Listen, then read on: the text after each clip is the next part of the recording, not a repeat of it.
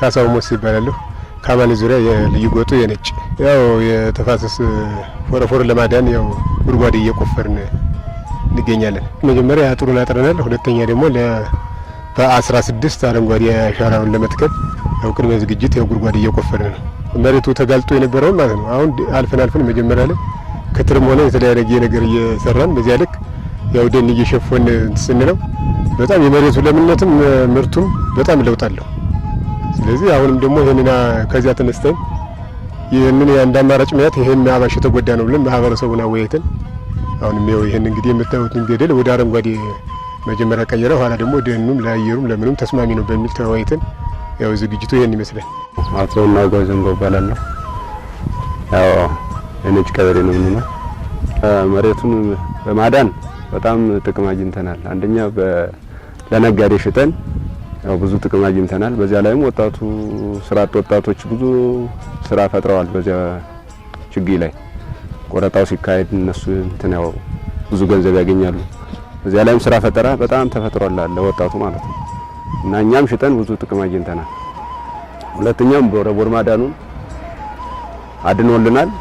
ሶስተኛ ደግሞ ያው መሬቱ ድኖ የኛ ሰብል በጣም ከፍተኛ ሰብል እያገኘን ያለ ከዚያ ቦታ ላይ ከመሬቱ ማዳን ማለት እዚያ ላይ ፎረፎሩ ድኗል።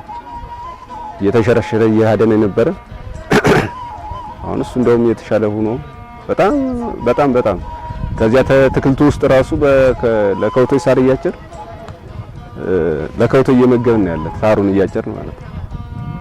መላኩ ተበጀ ይባላለሁ። የምስራቅ ጎጃም የማቻከል ወረዳ የግብርና ጽሕፈት ቤት ኃላፊ ነኝ።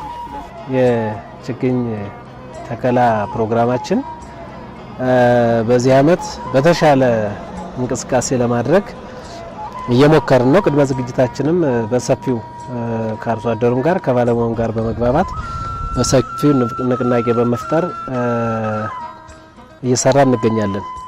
ይህም ሲባል ምንድነው በ25 ቀበሌዎች አሉን በአጠቃላይ በወረዳችን። በእነዚህ 25 ቀበሌዎች ውስጥ ወደ 523 ሄክታር የሚሆን ለችግኝ ወይም አረንጓዴ አሻራ የሚተከልበት ቦታ ይዘናል። ወደ 5.23 ሚሊዮን ችግኝ እንተክላለን። ይህም ደግሞ በ11 ቀበሌዎች የተዘጋጀ የችግኝ አለን።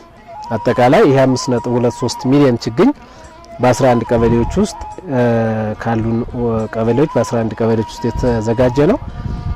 እንግዲህ የቁፋሯችን ሁኔታ አሁን ባለንበት ሁኔታ ወደ 5 ሚሊዮን አካባቢ የሚሆን ጉድጓድ እያዘጋጀን እንገኛለን።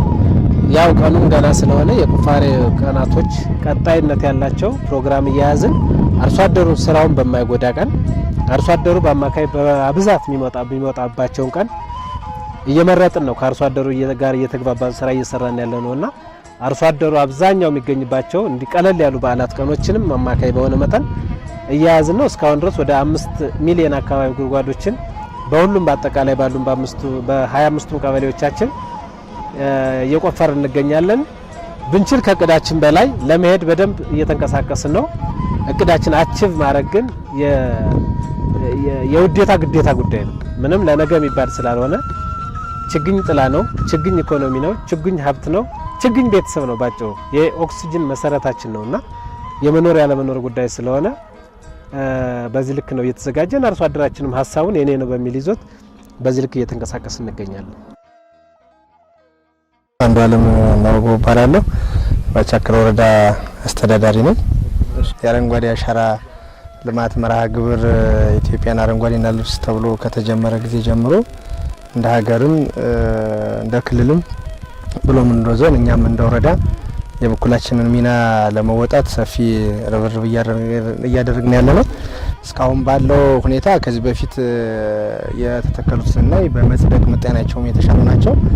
ለማህበረሰቡም ኢኮኖሚያዊ ጠቀሜታ ከመስጠት አኳያ የአየር ንብረት ለውጥን ከማሻሻል አልፎ ለማህበረሰቡ ኢኮኖሚያዊ ጠቀሜታ ጭምር ያላቸው ናቸው። በዚህ ረገድ እንግዲህ ማቻከል ወረዳ በባህሪው ቆላማና ወይ ደጋ እንደመሆኑ በተለይ ከዚህ ከአትክልትና ፍራፍሬ ጋር በተያያዘ የቡና ክላስተር ተብሎ ጭምር ተለይቶ ይህንንም የአርሶ አደራችንን በማሳመን እስከ ቡና ማህበር ድረስ መስርቶ አሁንም ከ250 ሺህ በላይ የቡና ችግኝ በዚህ አመት ለመትከል አንዱ ግባችን ነው። ሌላኛው ግባችን አሁን ከምታዩት በተለይ የአማኑኤል ዙሪያ ቀበሌ የሚባል አካባቢ ነው። ይሄ በዚህ ረገድም በራሱ ማህበረሰቡ ከዚህ የነበረውን ጠቀሜታ በማየት ደን ያለማሉ። ደኑን እየሸጡ ለራሳቸው ኢኮኖሚያዊ ጠቀሜታም ጭምር ስለሚጠቀሙ ያንን ማህበረሰቡን አስተባብረን ይሄ የምታዩት የተሻለ ቅድመ ዝግጅት እያደረግን ነው። እንግዲህ በዚህ አመት ወይም በ2018 ካሁኑ ጀምረን እየተዘጋጀን ያለ ነው። በተለይ ወደ 7 ችግኝ ጣቢያዎች አሉ። እነዚህ ችግኝ ጣቢያዎቹ ለአርሶ አደሮቹ የተሻለ የአትክልት እና ፍራፍሬ እንዲሁም የደን ልማት ለማቅረብ በተሻለ ቅድመ ዝግጅት ላይ ነው ያሉ። በዚህ አመትም ከ5.2 ሚሊዮን በላይ ችግኝ እንተክላለን ብለን ነው ቅድመ ዝግጅት እያደረግን ያለ።